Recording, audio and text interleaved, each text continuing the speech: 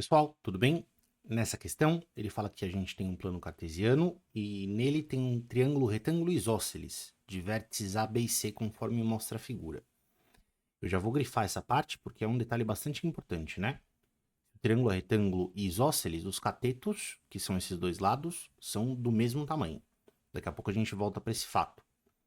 Aí ele fala que a mediatriz do lado AC do triângulo, que seria esta reta aqui, intersecta os seus lados nos pontos D, que é o 4,2, e E, que é o 4,5. E ele pergunta quais são os vértices deste triângulo.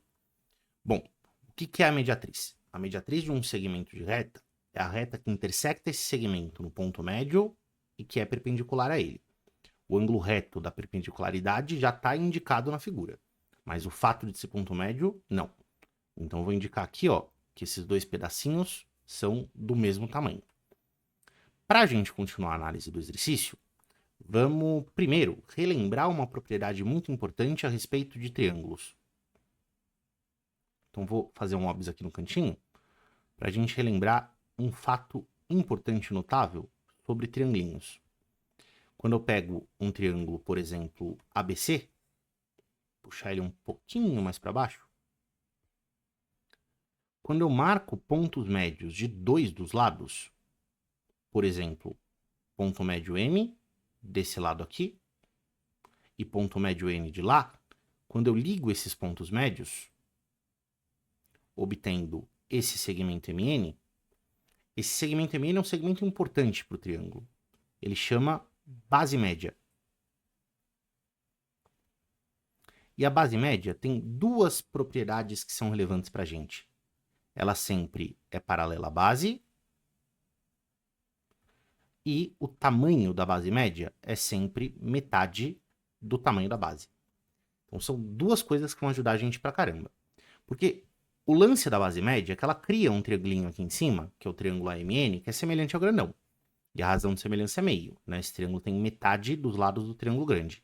Isso serve para a base média, né? Aqui a propriedade que diz que MN é metade de BC, e serve para os outros lados também, e aí é mais fácil de enxergar. Né? Como esses dois pedaços são iguais, é notável que o AM é metade de tudo. E o AN é metade do segmento inteiro, certo? Então todos os lados desse triângulo pequeno são metade dos lados do grandão. E veja, eu tenho um triângulo EAD, perdão, EAD aqui na esquerda, que é semelhante ao triângulo grandão. Os dois são retângulos, certo? E os dois compartilham esse ângulo aqui. Se tem dois ângulos em comum, a gente já consegue garantir a semelhança desses dois triângulos.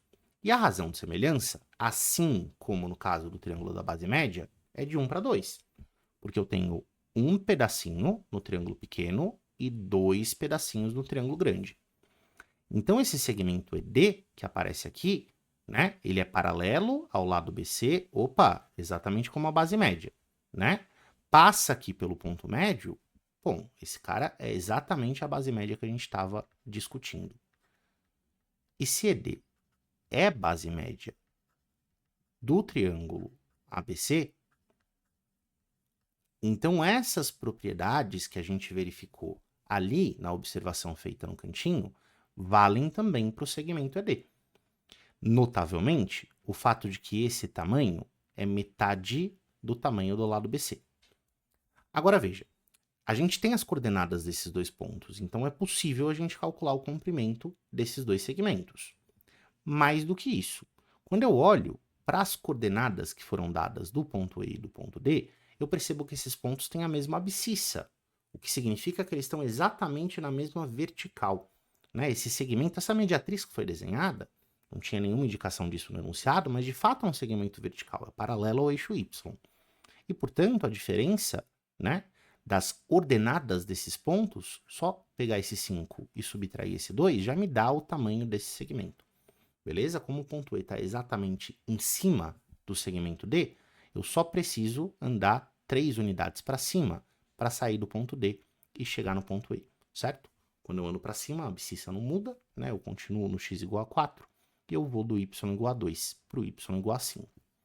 Mas, como a gente falou, por ser base média, esse comprimento é metade do comprimento desse.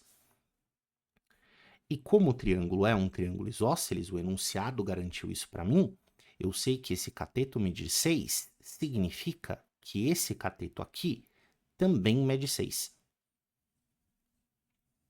Pô, que delícia, né? E, olha só, considerando que a gente concluiu que a mediatriz que foi desenhada pelo enunciado é um segmento vertical, dá até para a gente, né, desenhar o eixo x e o eixo y nessa situação. Claro que eu não estou respeitando aqui a noção de escala, mas só para deixar claro que esse triângulo tem o lado AC paralelo ao eixo x. Ele está na horizontal, porque a mediatriz é vertical, a mediatriz é perpendicular ao lado AC. Bom, a direção que é perpendicular à direção vertical é a direção horizontal, certo? Então, esse lado mede 6, o ponto D é ponto médio, então fica dividido em dois pedacinhos que medem 3, vou marcar aqui embaixo, certo?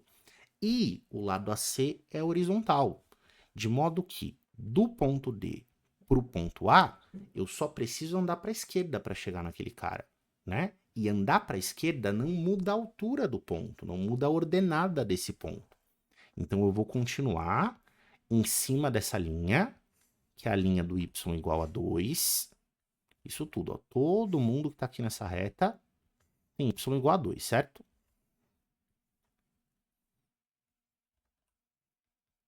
E eu vou do x igual a 4, que é onde fica o ponto D, 3 passinhos para a esquerda até o ponto A, que, portanto, fica no x igual a 1. Por outro lado, se eu quiser chegar no vértice C, eu preciso andar 3 passos para a direita, o que aumenta 3 no valor do x. E aí eu chego no ponto 7,2. Beleza?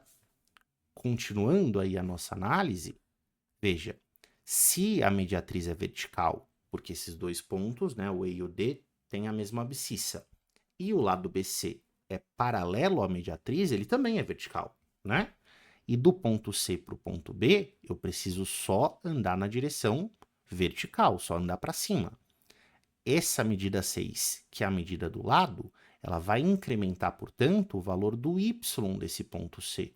Né? Do ponto C para o ponto D, do ponto C para o ponto B, basta que eu suba 6 unidades. E subir 6 unidades faz com que eu aumente 6 na medida do y do ponto, né?